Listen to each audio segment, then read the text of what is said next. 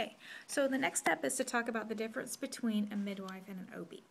A midwife provides pregnancy and birth care for low-risk, healthy women. This is the entire focus of a midwife's training. The word midwife actually means with woman. And they have a deep respect for the natural process of pregnancy and birth. There's two kinds of midwives. The first one are certified professional midwives. They're licensed by the state of Texas, and also certified nurse midwives, which have advanced training in nursing. Both have passed rigorous certification exams, but CNMs also usually have a master's degree and are nurse practitioners, so they write prescriptions and things like that. But both are well versed in natural, normal pregnancy and birth. And many studies have shown that midwifery care is not just as safe, but is highly appropriate for healthy, low-risk women. And there are a lot of midwives in the DFW area that will provide birth either in your home, a birth center, or hospital. And we can help you find someone if you're looking.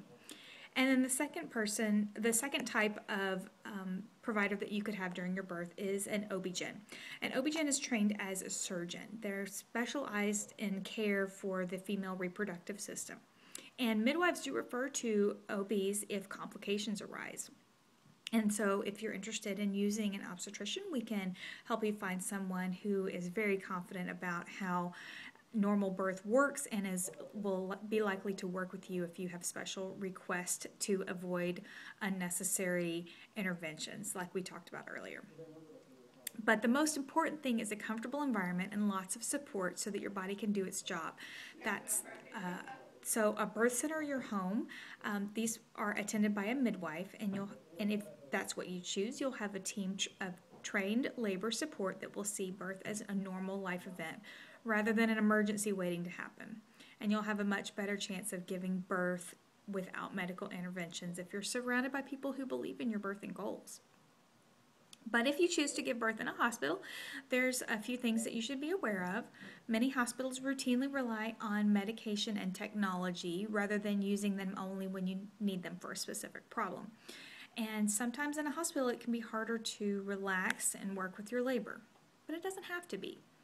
If you choose a hospital that encourages you to stay active in your labor and does not impose a lot of restrictions on you, like not eating or drinking, you have to stay in bed. These types of restrictions definitely make it more difficult to have the natural labor that you are looking for, the healthiest labor. And the support and encouragement of people who you know and who care about you will help you feel safe in an unfamiliar place. This might be where you consider having a doula. A doula is a person who supports you at your home and at the hospital or birthing center. And they will support you no matter what your choices are. And as labor progresses, sometimes it might even be the doula who suggests, you know, we've been doing this for a long time. I know you didn't really want an epidural, but this is a good time to consider it. So there's a wide range of women who decide that a doula is someone that can help them achieve their goals for natural birth. And doulas also support the entire family, including the father-to-be. A lot of times dads worry about a doula taking his role, and that's really not what we're there for. What doulas do is support the entire family. That might be, you know, Dad, we're going to be leaving in the next few minutes, and you may not get lunch. So if you're hungry, you need to go eat now. Let's go to the bathroom, Mom, and let's do all of and make suggestions that help the entire family. Even might be going to get coffee or what have you. So, speaking of coffee and other food, we'll be talking about that next.